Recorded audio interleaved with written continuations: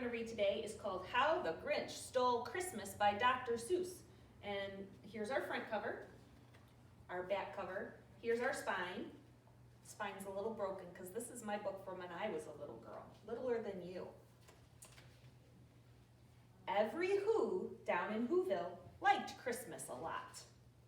But the Grinch, who lived just north of Whoville, did not. The Grinch hated Christmas, the whole Christmas season. Now please don't ask why, no one quite knows the reason. It could be his head wasn't screwed on just right. It could be perhaps that his shoes were too tight.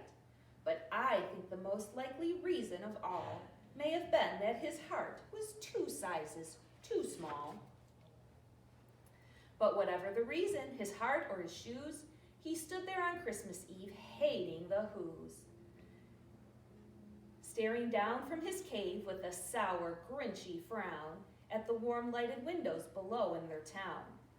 For he knew every Who down in Whoville beneath was busy now hanging a mistletoe wreath. And they're hanging their stockings, he snarled with a sneer. Tomorrow is Christmas, it's practically here. Then he growled with his Grinch fingers nervously drumming. I must find some way to stop Christmas from coming. For tomorrow, he knew, all the Who girls and boys would wake bright and early. They'd rush for their toys. And then, oh the noise, noise, noise, noise. That's one thing he hated, the noise, noise, noise, noise. Then the Whos, young and old, would sit down to a feast, and they'd feast, and they'd feast, and they'd feast, feast, feast, feast. They would feast on Who pudding and rare Who roast beast, which was something the Grinch couldn't stand in the least. And then they'd do something he liked least of all. Every Who down in Whoville, the tall and the small, would stand close together with Christmas bells ringing. They'd stand hand in hand, and the Whos would start singing. And they'd sing, and they'd sing, and they'd sing, sing, sing, sing. And the more the Grinch thought of this Who Christmas sing, the more the Grinch thought, I must stop this whole thing. Why, for 53 years I've put up with it now. I must stop this Christmas from coming. But how? And then he got an idea, an awful idea. The Grinch got a wonderful, awful idea. I know just what to do, the Grinch laughed in his throat, and he made a quick Santa Claus hat and a coat. And he chuckled and clucked, what a great Grinchy trick. With this coat and this hat, I look just like Saint Nick. All I need is a reindeer. The Grinch looked around, but since reindeer are scarce, there were none to be found. Did that stop the old Grinch? No, the Grinch simply said, if I can't find a reindeer, I'll make one instead. So he called his dog Max. Then he took some red thread and he tied a big horn on the top of his head. Then he loaded some bags and some old empty sacks on a ramshackle sleigh, and he hitched up old Max. Then the Grinch said, giddy up, and the sleigh started down toward the homes where the Whos lay a snooze in their town. All their windows were dark, quiet snow filled the air. All the Whos were all dreaming sweet dreams without care. When he came to the first little house on the square. This is stop number 1, the old Grinchy Claus hissed, and he climbed to the roof, empty bags in his fist. Then he slid down the chimney, a rather tight pinch, but if Santa could do it, then so could the Grinch. He got stuck only once for a moment or two, then he stuck his head out of the fireplace flue, where the little Who stockings all hung in a row. These stockings, he grinned, are the first things to go.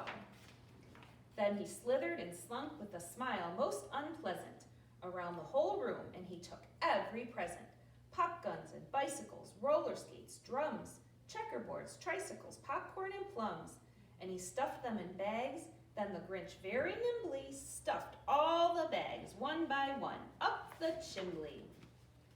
Then he slunk to the icebox. He took the Who's feast. He took the Who pudding. He took the roast beast. He cleaned out that icebox as quick as a flash. Why, that Grinch even took that last can of Who hash. Then the Grinch grabbed the tree and he started to shove, when he heard a small sound like the coo of a dove.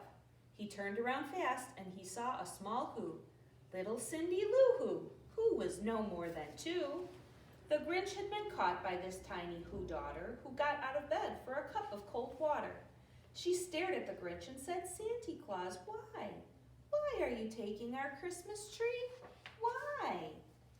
But you know that old Grinch was so smart and so slick, he thought up a lie and he thought it up quick.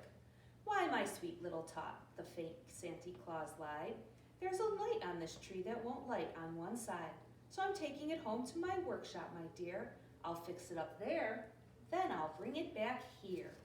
And his fib fooled the child, and he patted her head, and he got her a drink, and he sent her to bed. And when Cindy Lou Who went to bed with her cup, he went to the chimney and stuffed the tree up.